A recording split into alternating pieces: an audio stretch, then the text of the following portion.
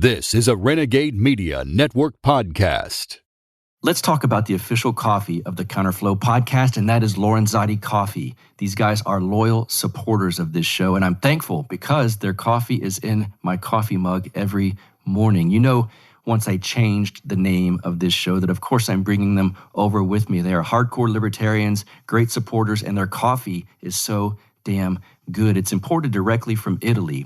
They've got a great shop over at Lorenzotti.coffee, Lorenzotti.coffee. And on there, you can find all kinds of stuff, including this great-looking coffee bean grinder that I need one of those. They've got nice-looking tins that you can get the coffee and store it in if you'd like. They've got giant bags, medium bags, bundled packages so you can order several at a time, all vacuum sealed, of course. And since they support me here, you guys get a discount when you use promo code BUCK, B-U-C-K. That is promo code BUCK, and you will get 10% off of your order. If you want delicious coffee and you like this show, go to Lorenzotti.coffee and use promo code BUCK to get 10% off of your order. You'll be supporting the Counterflow podcast and the great liberty-minded company of Russaigate Coffee. You are now listening to the Counterflow podcast, a place for dissonant voices and unapproved opinions. You get split in fucking half, but I call him the hologram graph. But I am the center inside the placenta of math. You clash with cyanide gas and die fast. Rhythmical equivalent of solids, liquids, and gas. We smash your sinus with the power of Lorditis. But I am the virus inside of the iris of Cyrus. Here is your host and humble narrator, Buck Johnson. What's up, guys? What's up? Welcome back once again to the Counterflow podcast. So, obviously, in this day and age, a lot of us don't trust the corporate press, the legacy media, call it what you will, but I don't believe that many of you guys listening look to the New York Times or CNN or MSNBC or just your nightly news even at this point for accurate reporting and voices that you can trust. So, I wanted to bring you my guest today because I've been asked many times, what news sources do you trust? Which writers and journalists do you trust? And I reached out to one that I really enjoy and I definitely trust. His name is Michael Tracey. And, you know, I can't even pinpoint where he is politically. I can guess that he's left of me, but some of you guys might be too. And here's one of the things I noticed throughout the years, the last 5 years at least, the journalists and writers that were left of center and reported Russaigate for what it truly is, being not just a hoax, a soft coup, basically by the deep state. I don't even like using the term deep state, but you guys know what I'm talking about.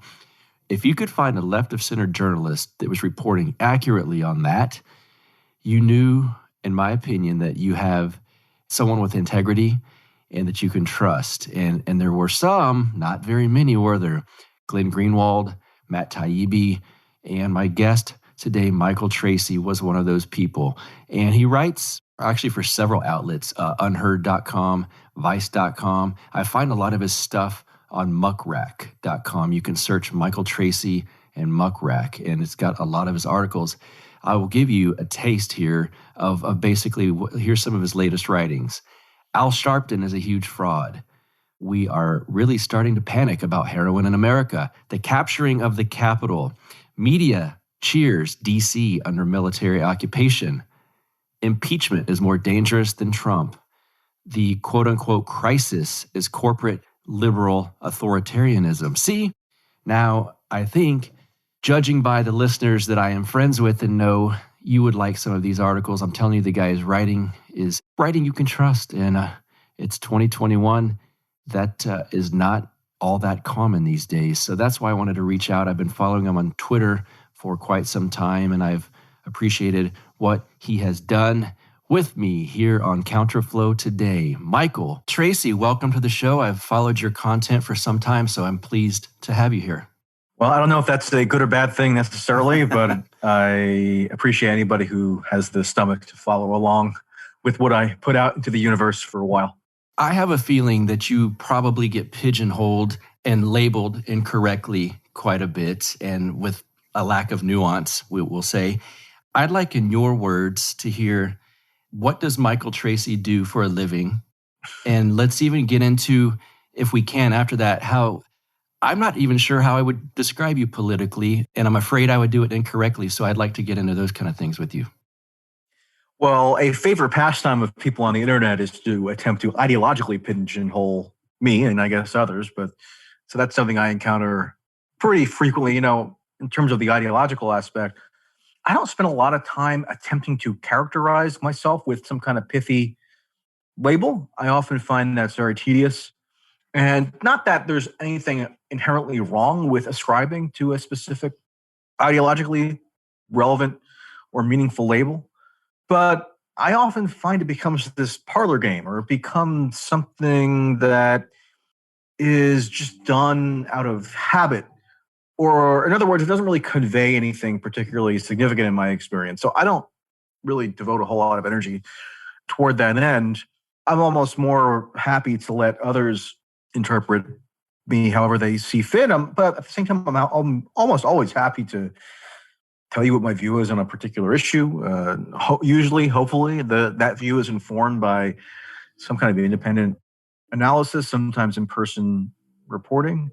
And so, it's not a matter of trying to be cagey. It's a matter of questioning the logic of the entire pigeonholing enterprise. In terms of what I do, I call myself a journalist. Now, the whole notion of journalism and what it means to be a member of the media, which I guess you are as well, in a sense, has really been stretched thin over the years. So it doesn't really impart a whole lot of information if you just say I'm in the media, because anybody can theoretically launch a podcast or a YouTube channel or what have you. But I like to say journalist because hopefully it connotes some degree of fidelity to factual reality. Not that most journalists, or not that all journalists necessarily have that same fidelity or have the same interpretation of what that fidelity requires. But I like to use that term, or I've used that term now for, 10 plus years, just because hopefully it indicates a little bit more depth than just any schmuck spouting off about the day's news, which, I do just as anybody else does, but it tends to be a little more grounded in something that's slightly more analytical. And that's not to puff up journalism as some kind of moral exemplar or journalists as moral exemplars. But I initially perceived myself as somebody who was doing written journalism, right? So obviously then as the years went on and YouTube became more ubiquitous and audio-visual became a much more central component of what it means to be a journalist, I adapted to that. But I've always kind of perceived myself to be grounded in the written word, not to sound pretentious. So I guess that's why I go with the term journalist, even though there are obviously plenty of journalists who do almost entirely audiovisual work now. But a lot of professional journalists are very wedded to that term and almost defensive of it. They have this whole kind of epistemology of what it means to be a journalist, what you need in order to gain admittance into exclusive journalism clubs.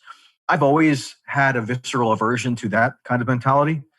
And so usually if I'm introduced someplace, it'll be independent journalist, right? Or it'll be freelance journalist. I don't like the term freelance that much because it has some odd connotations, but independent is fine. I'm sustained largely by people who enjoy or appreciate what it is that I do and have opted to fund me. And then I also write for major publications, magazines, journals, newspapers, websites, etc.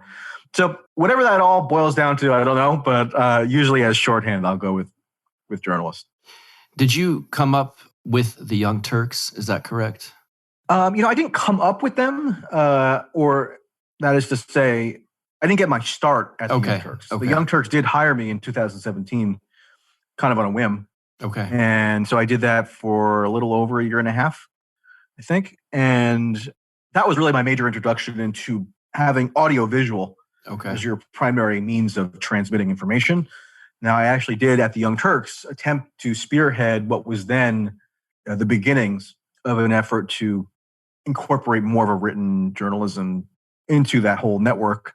So you can still go find the archive of the Young Turks Medium page and other stuff where I did some of that, but I kind of synergized with the video component, which is obviously what they're known for. But no, that wasn't my beginning. I guess maybe I got more exposure to people who wouldn't have otherwise been aware of me through the Young Turks. But before that, I had been a columnist for Vice.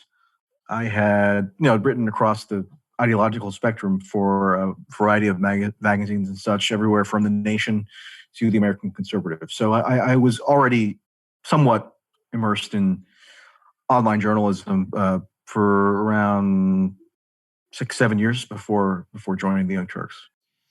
A lot of people listening to this show have gone from thinking maybe the establishment or the legacy media, the corporate media, is a little biased to maybe a lot of those institutions that make up all of that have an actual agenda. What are your thoughts on those things in regards to, we'll say, the corporate media? It's funny because thinking back to when I first started in journalism, so this would have been 2010, 2011, a critique that I proffered, and you can go back and look at one of the first long-form articles I ever wrote for a magazine was on this subject. The critique at the time was that the corporate media or the establishment media was far too tethered to an outdated, antiquated notion of objectivity. So if you read like David Broder, for example, who's now been dead for years, but he was the paradigmatic example of a columnist at the Washington Post who, although he was a columnist and although he was like theoretically enabled to present his opinions, he would always have this posture of floating above it all, where he would just kind of issue edicts from on high. And it was all because he was endowed with this mystical power of objectivity, so that, one side versus the other side were never right about everything.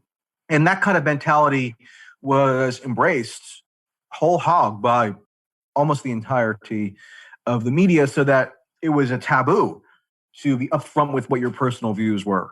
It was taboo to say who you were voting for or what your opinion was on the president in at least a direct fashion. Even going back decades, you can kind of get insights into what people in the media thought about things on a personal level, but you were not supposed to be so upfront about it. And really that created what I thought at the time was justified suspicion.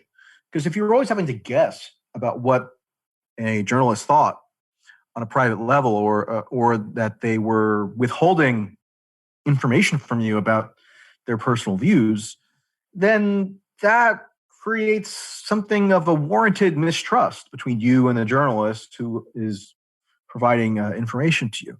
And, there were always kind of alt magazines and ideologically driven magazines. Like I started at The Nation magazine, which was an avowedly left-wing magazine. So nobody had to really hide much of anything at that magazine. But if you went into the more establishment, mainstream corporate venues of media, by and large, this notion of objectivity was what was subscribed to. So I've always thought there ought to be some kind of corrective. There should be a correction to that mentality, which was then so pervasive. And then 2016 comes along. We do get a correction, which is fueled by this combination of Trump and social media. And now the correction is almost worse than what was corrected. So now you have journalists who don't even aspire to not be objective, or I would draw a distinction here, not to be objective, because that was never really possible in the first place. But they don't even aspire to be impartial. They don't aspire to be impartial arbiters of facts, or they don't aspire to give everybody a fair shake. With the specter of Trump that had so dominated the media's consciousness for that 5-year period, and maybe even now to some extent with this impeachment trial coming up, the calculation shifted. So it was that we have a fascist menace who is this interloper who has taken over the political system. And therefore, impartiality is almost morally untenable. We know in what direction to be partial, which is that this needs to end, meaning Trump's reign, right? And so it really had caused me and I think also some others who had a similar critique going back 10 years, to reevaluate what does it mean to be, because I have a following from across. When people get in touch with me and give me feedback, people have every ideological disposition. And one thing they'll tend to say to me, and which I genuinely appreciate, is I don't always agree with you. Maybe I don't agree with you 75, 80% of the time, but I believe you to be fair. I believe that you're not lying to me. And I believe that you're not indebted to any one political faction necessarily. And I don't think you could say that for a vast lion's share of the media right now, including even the most conventional elements of the media like CNN prime time. I mean, CNN was formed in the 80s to be neutral, and that had problems unto itself. I mean, if you were just neutrally relaying the government's rationale for launching a preemptive war, that can have damaging second and third order effects as well. But now, after 5 years of just open campaigning against Trump and boosting of the Trump opponents, we've gotten to a bizarre situation where the status quo of journalism is not that there's an excess reliance on objectivity, it's that there's an excess reliance on, I don't even want to say necessarily activism, but responding to the incentives of their own insulated class in such a manner as to oppose Trump that it has dwarfed any semblance of impartiality in my mind. And so, it's an odd predicament now, but that overcorrection is not something I would have anticipated 10 years ago, but it came, and I think it's having long-lasting deleterious effects on the trust that people have in the media. I mean, if you distrust the media overall, and obviously the media is not a monolith, but if your just baseline instinct is to not trust the media, then I can't say I blame you anymore, given their conduct. I mean, I was very much involved in, for example, trying to chronicle the Russaigate issue, and to me, the media's conduct over the course of that was just beyond reprehensible in countless ways, and so on and so forth. Even back during stop me if I'm going on too long, but even when I went on this nationwide tour last summer to kind of evaluate the after effects of the riots, which turned out to be the most destructive riots in 50 plus years in the United States, I almost couldn't help but thinking that there was a concerted cover-up, just in the sense of the enormity of it or the scale of it hadn't really been conveyed at all by the kind of mainstream organs of media consensus. So all that is to say that if you think that there's an agenda that's operative, you're probably right. You have to have a little bit of nuance in terms of how you interpret it or filter it. I don't think it's very useful to just declare fake news and think that the issue is settled. I think that could be nihilistic, and it's also a convenient slogan to discount inconvenient information if, say, you're a politician like Donald Trump. But at the same time, I mean, if the media still refuses to reckon with the extent to which its credibility is cratered, then they're the delusional ones, not the people who rightly lack any kind of faith in what it is that they're putting out there. I want to tell you guys about one of my favorite sponsors, and that is Lucky Guy Bakery over at luckyguybakery.com. You already know this because you've heard me talk about them before. They make the world's greatest brownies with flavors like, well, my personal favorite, the Oatmeal Jackson, which is made with white chocolate and cranberries. They've got the peanut butter bonanza bar. Of course, they've got the iconic brownie with dark chocolate slabs. And think about this. Speaking of that, Valentine's Day is coming up. What a perfect way to surprise and impress your lady or your man. Get them some of these wonderful brownies. You know they're going to pair well with a good wine. And what will that lead to? Well, you can thank me later.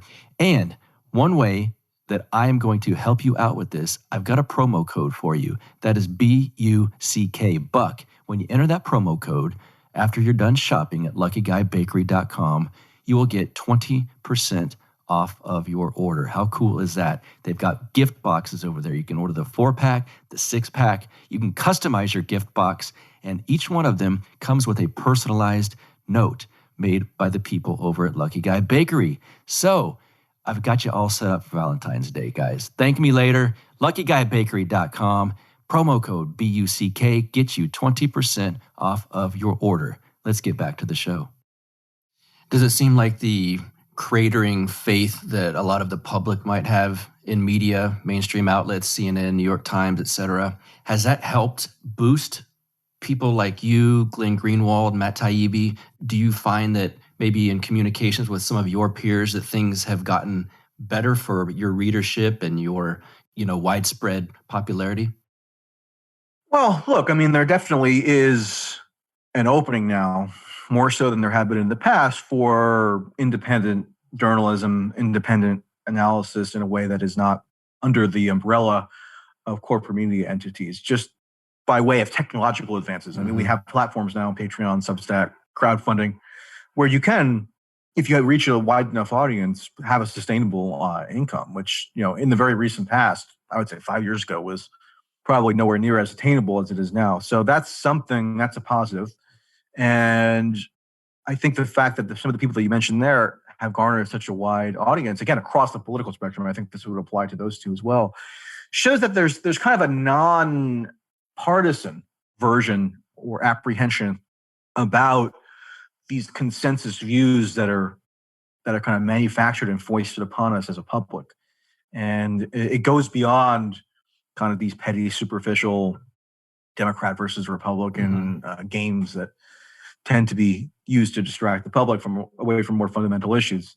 So, yeah, I do think that this suffocating conformity, which has consumed so much of the media, has created an opening where those who provide a counterweight or those who are actively attempting to resist succumbing to that conformism, they do have an opportunity, maybe more so than they might have in the past. And so that's a reason for some kind of tentative optimism.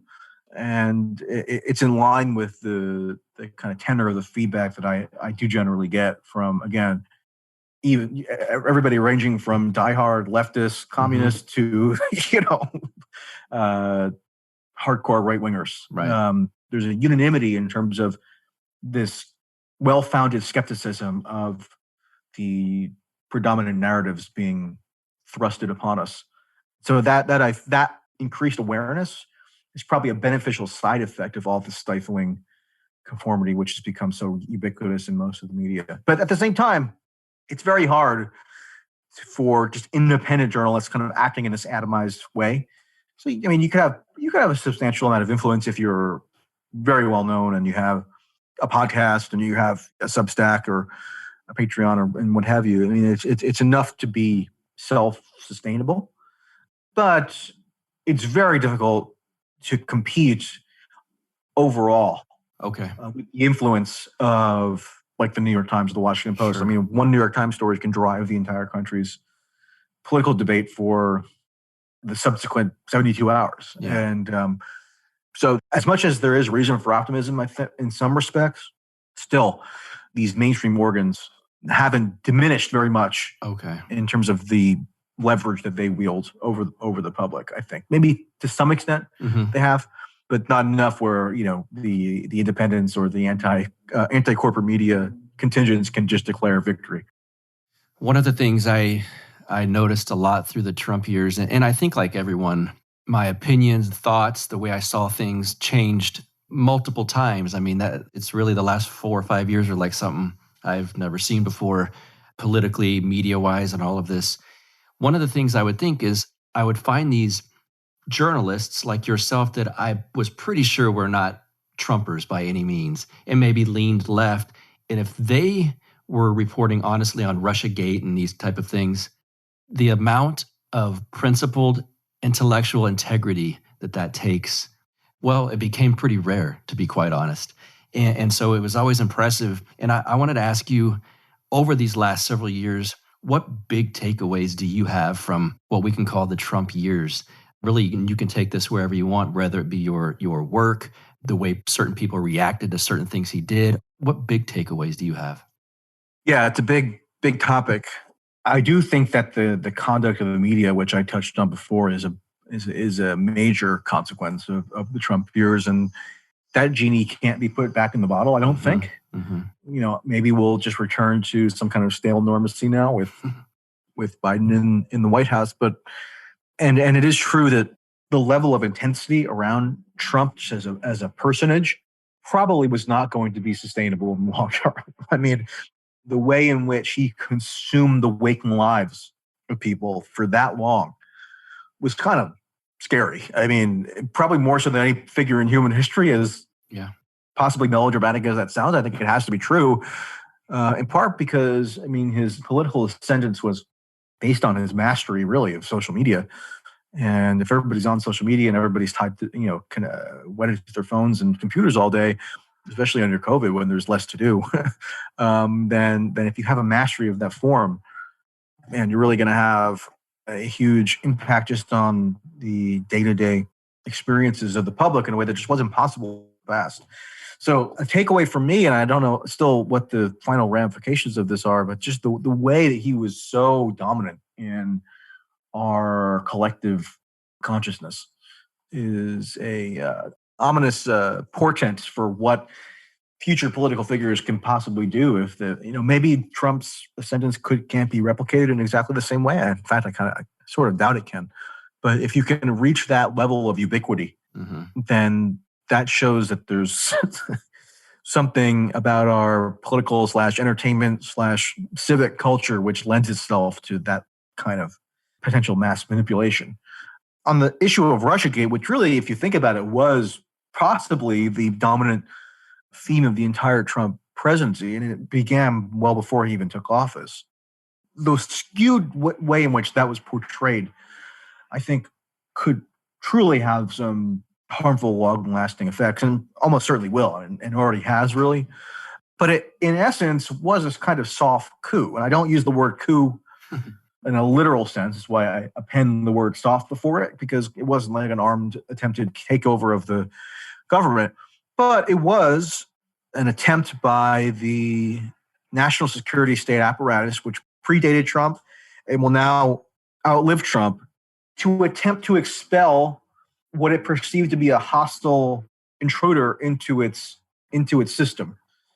Right. The initial impetus for Russagate, I think, has now been established at this point, was that Trump had notions about U.S. foreign policy, which they found to be anathema, around NATO, around his kind of sense of a transactional diplomacy as opposed to a diplomacy that was predicated on America's singular force for good in the world.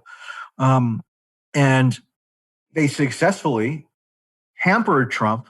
And when I say they, I'm talking about elements within the CIA, the FBI, the NSA, who work in concert with the corporate media often. They did successfully hamper Trump's first several years in office in a way that made it much more difficult for him to seize upon what had been a pretty historic opportunity. I mean, think about it. He defeated the reigning dynasty in the Republican Party. He then defeated the Bushes in the primaries. He then defeated the reigning dynasty in the Democratic Party, the Clintons, both of whom have kind of been appointed or anointed to be the stewards of elite American politics for decades. So he could have truly, to use a kind of cliche, he could have shaken up the system in a fundamental way if he had the wherewithal to do so. And I think part of it was a result of his own lack of discipline, lack of ideological coherence, which ultimately could have impossible to achieve. But it was also these external forces emanating out of the security state apparatus, which kind of kneecapped him almost right away before he even took office, such that you had this engine of polarization looming over him of the Russia episode. So it was a rallying point for his opposition and also for his supporters, but it also hamstrung him so that even if he had wanted to, even if he had the discipline to do so, which is doubtful, but even if he could have summoned that wherewithal to kind of be almost a third party president or an independent candidate who had staged a successful hostile takeover of one party, even if he wanted to do that, because he was always at risk of potentially being impeached, which he was twice, or being removed from office, he had to maintain support among factions of the Republican Party, which had been initially hostile to him, then came around, but I think prevented him from being a more ideologically adventurous president that he could have been. So this is also to say that Russagate, and this is sort of ominous. Russiagate was a successful attempt to neuter a president who was perceived, at least, to be an existential threat. And they succeeded in crippling his legislative agenda toward what could have, I think, gained broader massive support, and also probably drove him crazy, so that he was unable to work constructively with Democrats to do basic stuff like infrastructure, which is what he said he was going to prioritize, and it never happened. So I mean that shows you. I mean, the deep state became a little bit of a slogan on the right, just to kind of castigate Democrats who didn't like Trump, and it goes beyond that. I think that the deep state had a nonpartisan overreaction to Trump that ended up taking on sort of partisan dimensions within the broader populace, but ultimately it stemmed from their view of him as this unacceptable interloper, and then the mechanisms that they employed to cripple him, to impeach him, and then ultimately to defeat him and get him out of office. It worked. I mean, it worked. So you can't blame it all on that. And Trump has many shortcomings, of course. But just the fact that plan, and it wasn't like necessarily a centrally organized plan that happened in one, room hidden somewhere in the FBI headquarters or something, although there was some of that. Yeah. But just the fact that worked yeah. is something that I don't think really has been reckoned with yet. And it's interesting, you hinted on it there, and it's a theme that I noticed for a long time, and it's foreign policy. And every time these same kind of names, John Brennan, the Clintons, the Bushes, every time these names that we see associated now with the Russiagate stuff, but if anyone gets in their way with what I would say seems like a foreign policy issue, that's when the attack happens. We saw it with Tulsi Gabbard. We've seen it with Ron Paul over the years. Even Bernie Sanders to an extent. It is funny because I don't think of Donald Trump as particularly well-principled and a deep knowledge of foreign policy, but just the little that he would say on, we need to end these wars, this is a waste of money, this kind of thing. It seems to me that that's part of what the issue was. Why is it's with Tulsi, Bernie, all these people, why is it always foreign policy that drives the attacks on what seems like sometimes really good people? Well, the United States is the world's leading hegemonic power, and retaining that status as world hegemon is integral to how the national security state self-conceptualizes. So if they see potential threats out there, whether on the right or left, anywhere in between, to the maintenance of that status, they will lash out, and they will attempt to subvert that threat. And I don't know how much of a threat Trump ultimately was. I think that their overreaction to him initially was probably irrational. I mean, Trump was pretty malleable. Yeah. I mean, you could just win him over with flattery and telling him what a tough guy he was, and telling him that he could just plaster his name on stuff, and you could pretty much satisfy him. So the fact that they even irrationally lashed out against somebody as ultimately ideologically empty as Trump shows you how much of a problem somebody who did have an ideologically well-considered view, like a Ron Paul or a Tulsi or somebody else, what they would run up against, because they would actually probably have the presence of mind to enact some of the policies that run so counter to the hegemonic self-conceit of the people who kind of run the permanent state. The CIA, the FBI, they can deal with adjustments around the margins to like tax policy or to social/cultural issues, which don't have a whole lot of bearing on whether they can continue to persist in their, intelligence gathering or espionage activities. That's all somewhat trivia to them. Yeah. But if you get to the heart of the nature of American hegemonic power, that is interchangeable with U.S. Foreign policy, which is why they're on extra alert when it comes to potential challenges to the consensus premises underlying U.S. Foreign policy. And Trump, in his own haphazard, kind of lazy way, did that to some small extent, and even then, it created this massive meltdown.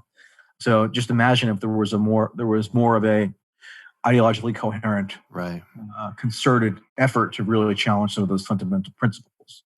Where does the biggest anti-war sentiment lie today in 2021 in America in your mind? I think we saw a lot of the anti-war left kind of go silent over the years. And then surprisingly, it seems like there was a bit of a resurgence of an anti-war right in the last few years, but were they just following whatever Trump said? Where does the anti-war sentiment lie in your mind? Yeah, I mean, I think that we should spend more time, not meaning you and me specifically, but we as a society or a political commentariat should spend more time attempting to decipher whether the change of heart that is ostensible on the right was just a reaction, primarily a reaction to Trump, or a genuine reaction to the facts on the ground. I mean, obviously, it's going to be a combination of the two, but as somebody who came of age politically during the Iraq War under George W. Bush and saw, from my admittedly limited perspective as an adolescent and a young adult at that time, saw how they were just in total lockstep, at least from what I could perceive from my limited vantage point, with that war on terror interventionist agenda.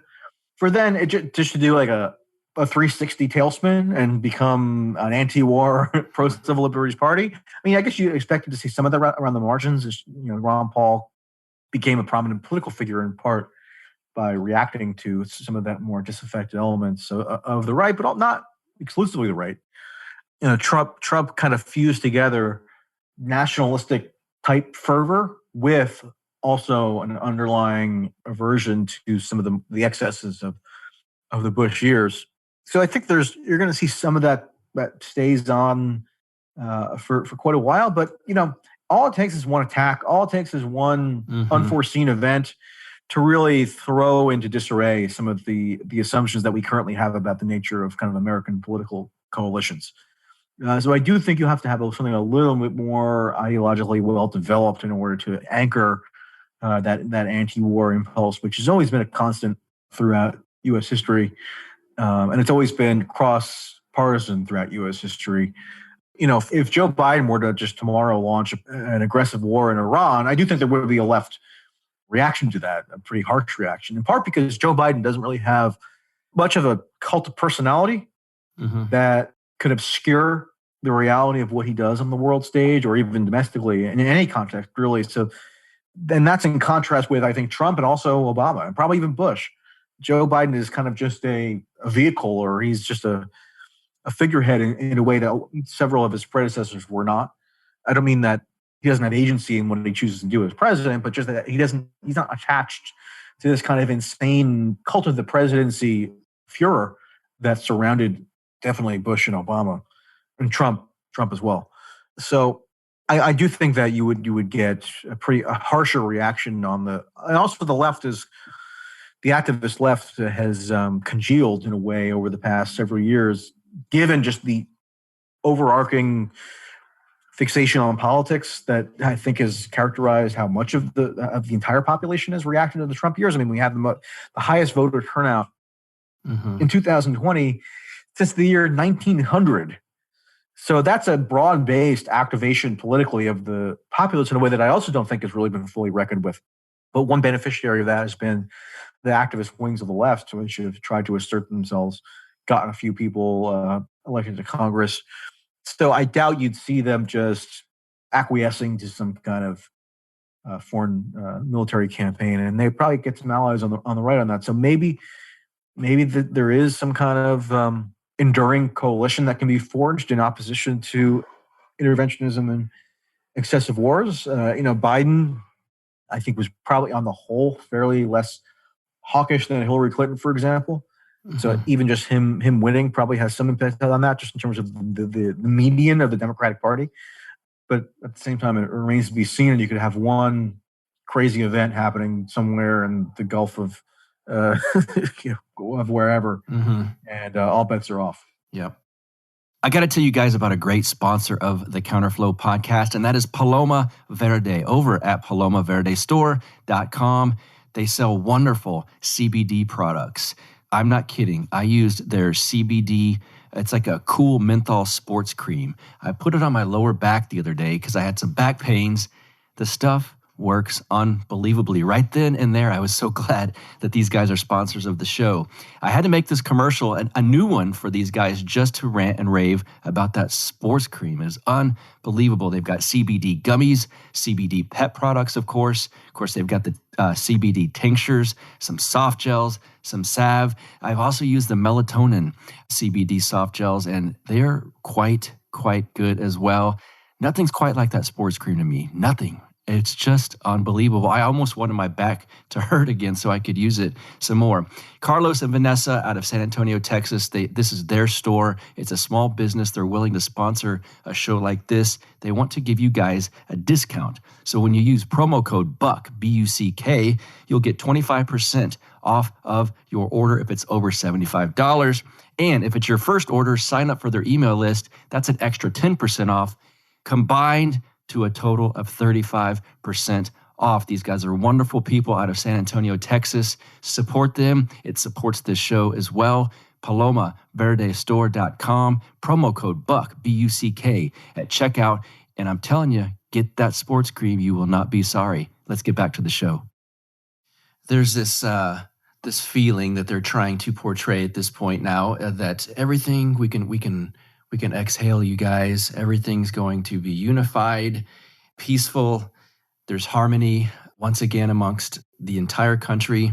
What are your thoughts on that messaging, and any predictions or just kind of thoughts on what we might have in the next year or so politically in this country as far as their messaging, how it might be taken? You know, there's still 75 million people that I think feel kind of maybe cheated from this. I think it's going to be interesting. I wanted your thoughts on that as well.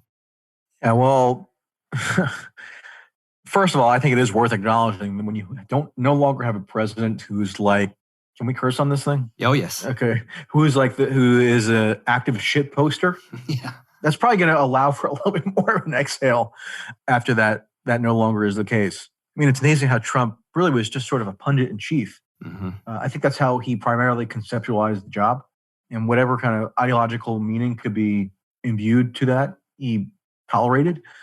But really, I mean, his political rise was just about kind of sounding off on whatever the issues of the day were, and that involved, also, tweeting manically. It was the one thing I've joked that the one thing I can relate to Donald Trump about on a personal level is that we both have definitely an unhealthy relationship to Twitter. Mm-hmm. So, I mean, I can only imagine what he's going through now in terms of the withdrawals after having been banned for now a few weeks. I think that without Trump as the locus for all this energy, some of that energy just got to disperse. So that's what's reflected in people saying, okay, now I can exhale. We are not going to be thinking constantly about Joe Biden in the same way, hopefully. I mean, what's there to think about? And in a way, I think that's healthy. I mean, there's been way too much obsession with national politics over these past 5 years. And the pendulum was going to have to swing at some point. Now, on a policy level, does that mean that there's just going to be unity? Everybody's going to sing Kumbaya and agree to get on board with whatever the liberal fad is that's going to be enacted by functionaries within the Biden administration? No. But the diminution of that obsessive quality has to have some benefits, I would think. But at the same time, the technocrats and the bureaucrats who were waiting in the wings to take power, they like that there's less, if there is going to be less scrutiny upon them. Yeah. Where you don't have to worry about answering to a crazy tweet every day. You can work behind the scenes, or you can work below board to just get your agenda through without much interruption. So I think if you're exhaling, you need to reflect on how you allowed yourself to be so fixated on the personage of the president, because that speaks to some potentially disturbing elements of your own psyche.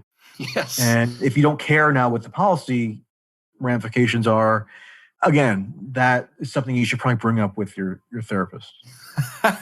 Yeah, that's well put. Thaddeus Russell and I did an episode a few weeks ago, and he said one of the silver linings to a Joe Biden administration is that he can stop dealing with people that have Trump Derangement Syndrome, because it's just been insane for 4 years with these people. You know, if you just say this Russaigate thing seems like a soft coup, you're a Russian asset, or you're a racist, or you love Trump and all of this kind of stuff. And maybe we can exhale and say, we finally get these things lobbed against us that are not true. Maybe that goes away because maybe Trump Derangement Syndrome goes away. And you've probably lived through, I know you have, I've seen attacks on you on Twitter through the same type of thing.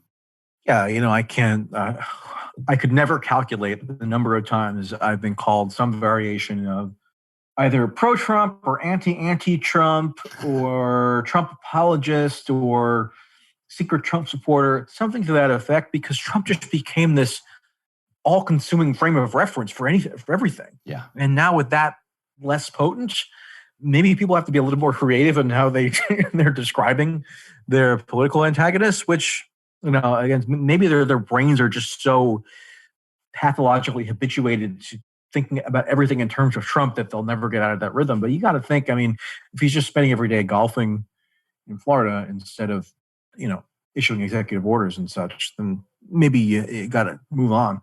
But even now, even after he's been out of office for 5 days, I still get some remnants of that. Yeah. But I think that's right. I think with him no longer being like the sun around which we're all orbiting, maybe there's going to be a little bit more of a space for a little bit healthier of a political dialogue. I think it's going to have less people participating in the dialogue, which is, again, there's nothing that's intriguing about Biden on a personal level. But then again, a decrease in the size of the dialogue, but a better kind of tenor to the dialogue is maybe a worthy trade-off. Yeah, and before I get you out of here, I wanted to ask you this as well. It seems like, and this is I almost feel naive again, but it's just hard to imagine this is what is going on so blatantly. Biden takes office, and I believe today or yesterday, Gavin Newsom lifts restrictions. The people in New York, mayor of New York City, governor of New York, start to call for lifting of restrictions. Is it that obvious and blatant that they really were just essentially ruining people's lives because they wanted Trump to look bad? I genuinely hope not. Yeah. That people in positions of governmental authority aren't that petty and that selfish that would be their primary motivator in making decisions of that kind. And if that were true, then that would be a level of cynicism on the part of public officials that is mind-blowing. Now, I do think that we are in, if you trust the data, I don't know how many people watching this trust the data in terms of COVID, probably not many. There has been a decline in the number of active cases and hospitalizations around the country. So you can make a ostensibly worthwhile case or reasonable case that should coincide with some lifting of these restrictions. But again, if you have just this ingrained doubt about the motives of people making such decisions, you're not crazy. I in June saw it myself. Everybody saw it when all of a sudden mass gatherings, which these same officials had spent months berating everybody to not participate in, all of a sudden became morally mandatory. And they themselves personally participated in them. So it shows you how we're operating was a lot more movable than maybe they had indicated. And so I wouldn't put it past some of the more hardcore Democratic partisans from potentially at least factoring that into their decision-making. But I also kind of urge against that being a basis for becoming what I regard to be a little bit more of some of the COVID denialism I see out there, largely, but not exclusively on the right, I find to be nihilistic.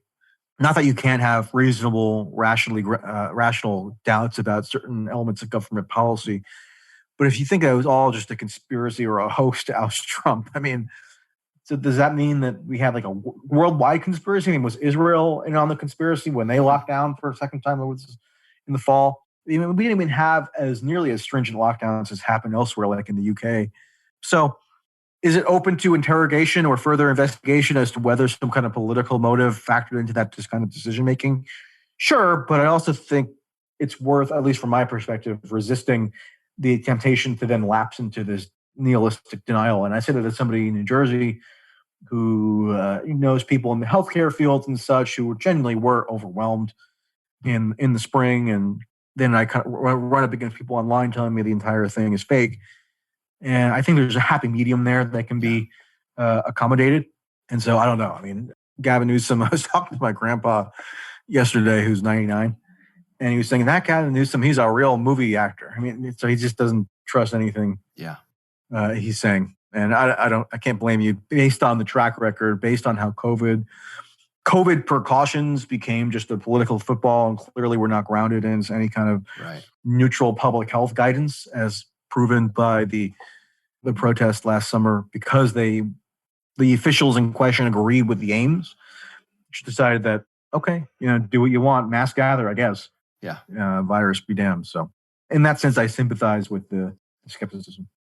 Well, this has been awesome, man. Before we get you out, also plug away, please. Plug your social media, where my listeners can read your work, all of that stuff. Okay, yeah. I mean, I put everything on Twitter, as you probably know. I'm Tracey, MTRACEY. I do have a YouTube, which is not like a huge focus of mine, but I do kind of semi-regular just commentary. Sometimes I'll have guests on. So you can subscribe to that if you want the channel. It's just M. Tracey. And lately I've been writing a lot for Unheard, UNHERD, which is a pretty good website out of the UK. I obviously cover more of the American political goings-on. And so you can find my author page there, and also write for other places. So it's all out there if you have the desire to follow along like you do, which, again, I appreciate. Yeah, man. I'll put some links in the show notes page for this episode to your stuff. And Michael Tracey, thanks, man. Thanks for being a part of this. All right, no problem. I enjoyed it. All right, I know you guys enjoyed the chat with one Michael Tracey. Follow him. Like I said, I will link to all of his stuff. It's really easy just to follow him on Twitter. Find Michael Tracey on Twitter, and that's basically what I do. And like I said, I read his stuff off of Muckrack. So I'll link to that in the show notes page. Let's see, what else can I tell you guys before we're out of here? DeathToTyrantspodcast.com is still where you can find my website, which has switched over for the new graphics. My man Bobby Pearson he's designed the new website for Counterflow Podcast, and we got to figure out how to get the new address updated. We're in the process of doing just that. Also, let's see, we are going to have a Patreon exclusive episode out very shortly. And if you want to join that, go to patreon.com/Counterflow Podcast, and you get the exclusive content. It's me, my co-host, Bobby Pearson, and joining us is Johnny Profita from the Peddling Fiction Podcast. He's going to be with us on that. We talk a lot of current events, Biden, Trump. We have a good time discussing all of that kind of thing, where the liberty movement will find the most traction in the coming years. We're enjoying some alcohol while we do it. And man, that Johnny Profita down there in Mexico, what a life he's got going. Pretty jealous. No, it's he sounds like he's having fun down there, and we had a good chat. Again, that's patreon.com/Counterflow Podcast. You can check that stuff out. And at Buck Rebel on Twitter, BUCKREBEL. Most of you guys know that at this point. But we got some big announcements coming up too. We'll get to those in the next few episodes. Thank you guys, and have an excellent week. You get split in fucking half, but I call the hologram brass. But I am the center inside the placenta of math. You clash with cyanide gas and die fast. Rhythmical equivalent of solids, liquid, and gas. We smash your sinus with the power of Lord Titus. But I am the virus inside of the iris of Cyrus. Like the sound of the Counterflow Podcast? Our audio production is provided by Podsworth Media. Check them out at podsworth.com. This has been the Counterflow Podcast, a part of the Renegade Media Network.